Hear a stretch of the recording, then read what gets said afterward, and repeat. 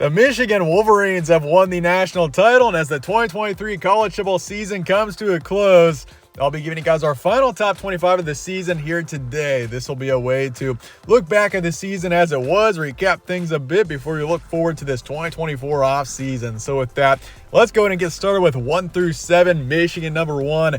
They have won the national title. Jim Harbaugh, the Wolverines finally did it. You think back to just a few years ago, back in 2020, this team struggled.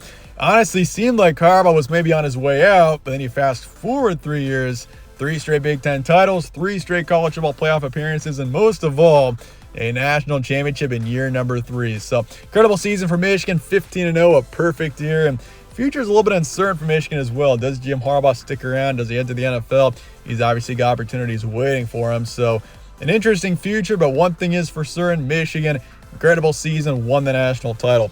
Washington, number 2, obviously the 13-34 loss, but still an incredible season for Washington. And I mean, you think back to that Texas game in the college football playoff semifinals, Michael Penix was letting it fly and it was working.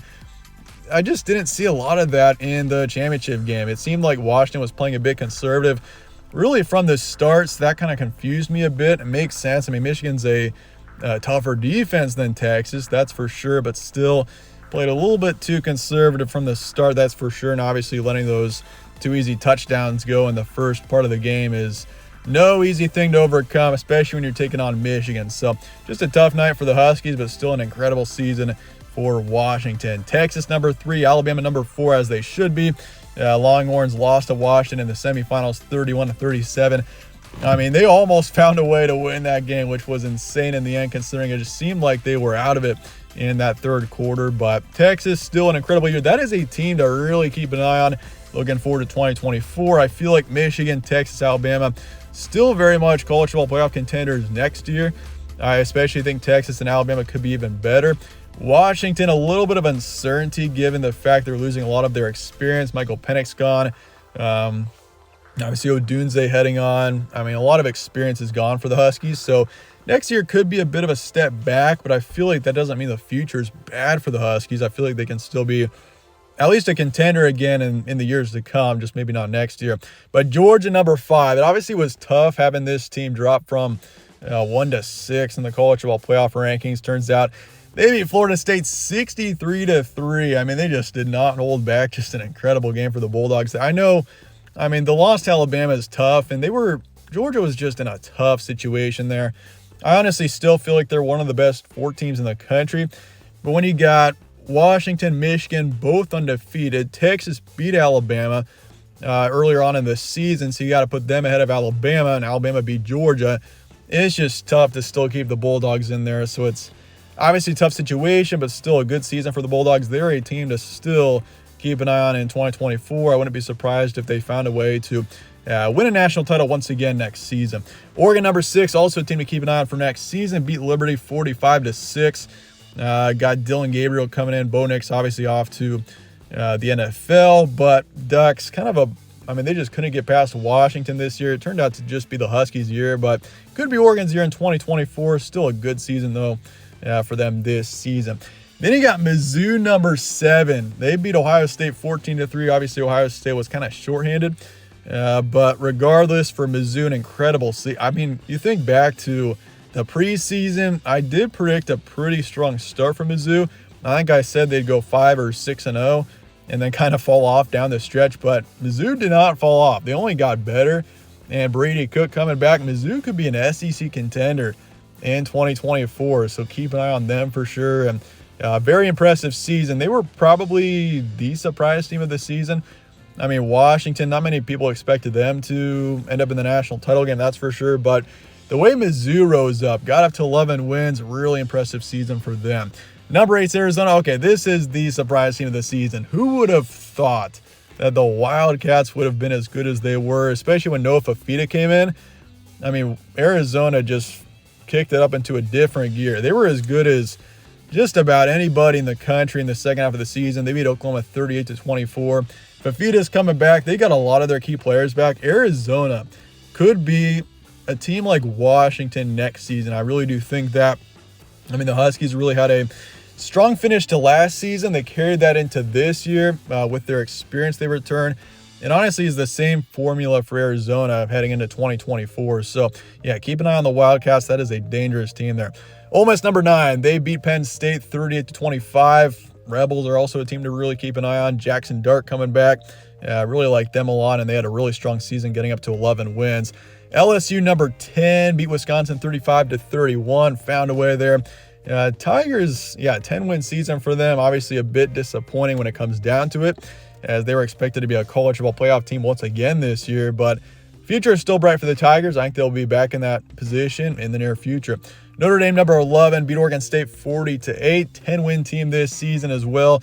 LSU and Notre Dame were in similar positions. I feel like Notre Dame was expected to be right up there as a contender as well, with Sam Hartman in there. The offense really impressive, it seemed, and turned out to not be as quite on the same level as many expected, but still a strong season for the Fighting Irish. There's Ohio State at 12. I didn't really want to drop the Buckeyes too far. I still feel like they're a really strong team, but I just had to put Arizona and Ole Miss ahead of them. But I mean, still a good season for the Buckeyes. Obviously disappointing. Can't get past Michigan right now. And obviously couldn't get anything going on offense in that matchup. But at least they got Will Howard going in, K-State transfer quarterback. So I do think the future is bright for Ohio State.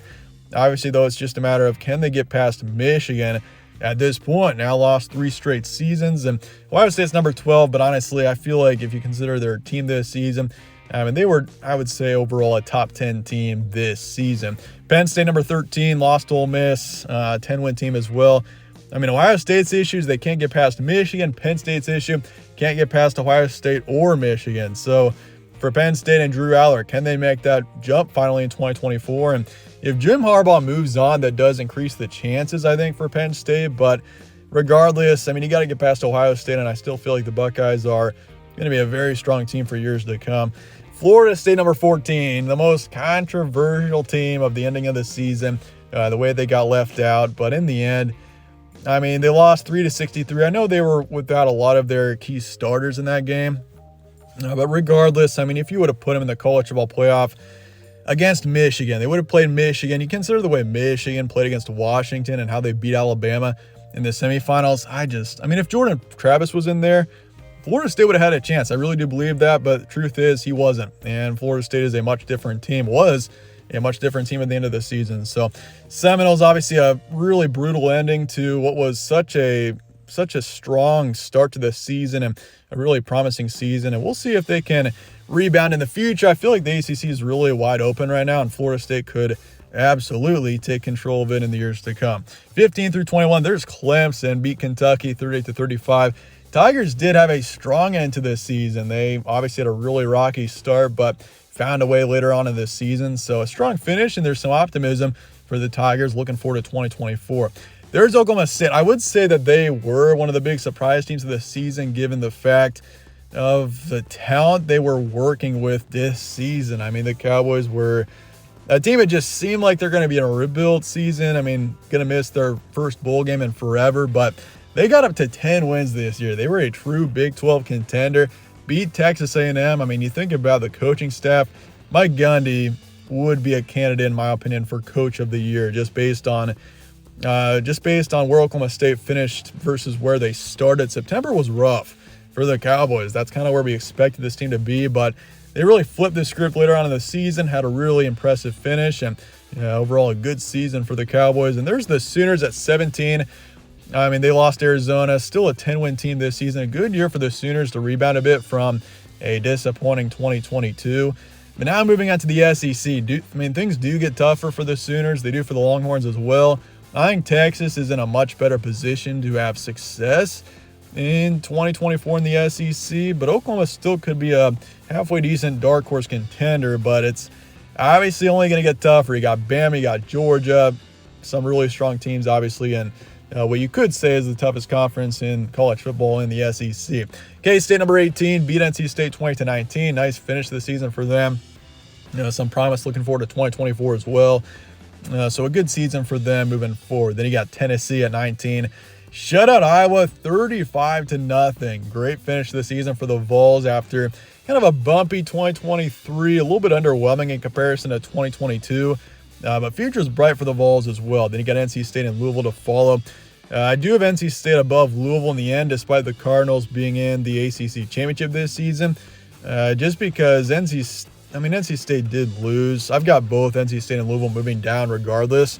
But I do think at this point in the season, NC State, well, the season's over. But if they were to have played in bowl season, probably would have taken NC State, especially considering the way that Louisville just wasn't very impressive in the last few games of the season. 22 through 25, West Virginia enters the rankings at 22. First time this season that they made it into the only time this season they made it into the rankings. And West Virginia is a team to keep an eye on for the future. They were a true dark horse in the Big 12 this season. Really were impressive throughout. Got up to 9 wins this year. Quietly a strong 9-win team this season. Beat North Carolina 30-10. Pretty impressive what West Virginia is doing right now. That's a team to keep an eye on for the future. And Kansas, of course, at 23. Who would have thought Kansas would be having consistent success? Another great season for this team. A better season than 2022 for KU, and got up to 9 wins this year. And honestly, in 2024, I wouldn't be surprised if Kansas was in a similar position. Can they make that next step up, though, into true Big 12 contention? Maybe could they win the conference? It's a possibility. I wouldn't say they're a favorite, but I do think that they should at least be in that top quarter once again. USC at number 24. Miller Moss was incredible in this game. Beat Louisville 42-28. Brings some optimism to the future of USC. A really disappointing season for the Trojans, though. I mean, an 8-5 record. I don't think anybody expected. I think everybody kind of thought USC at this point would have been in Washington's position, but turns out the Huskies were just better this year, and USC's defense just was bad throughout the season. So for USC, strong finish to a disappointing season, but with Miller Moss, and if this defense can improve, USC is a team to definitely keep an eye on. Looking forward to 2024. Then you got Oregon State at 25. A strong season for the Beavers, kind of a bumpy finish, but an 8-5 record, and overall for Oregon State, an uncertain future, but at least a strong season here in 2023. But your first 5 out: UCLA, Utah, Iowa, Northwestern, and Maryland. Really, none of these 5 teams I was impressed with down the stretch here, but I mean, it kind of speaks volumes too. Seeing 2 5-loss teams in the top 25. I mean, there's a pretty big gap somewhere between 10 and 20 where the teams just aren't as good. But especially those first 5 out. I mean, Northwestern really came around later on in the season, and I mean, Iowa's defense was good this season. Their offense was absolutely horrible. They got shut out to Tennessee 35-0. So I think that perfectly describes their season. But yeah, we dropped at Iowa, SMU, and Liberty. Group of 5 just really had nobody this season. Maybe in 2024 we'll see somebody or some team emerge as a strong group of 5 team, as obviously the 12-team playoff is on the horizon. So with that, let me know your thoughts and comments below on this top 25. That really wraps up this 2023 college football season. So we're about to get into some off-season content. Got our way too early top 25 coming out here within the next couple of days. So stay tuned for off-season content, schedule, previous team predictions, all of that. I appreciate you guys all watching as always. My name's Evan. This is All Sports Central. Stay tuned for more. We'll catch you on the next one.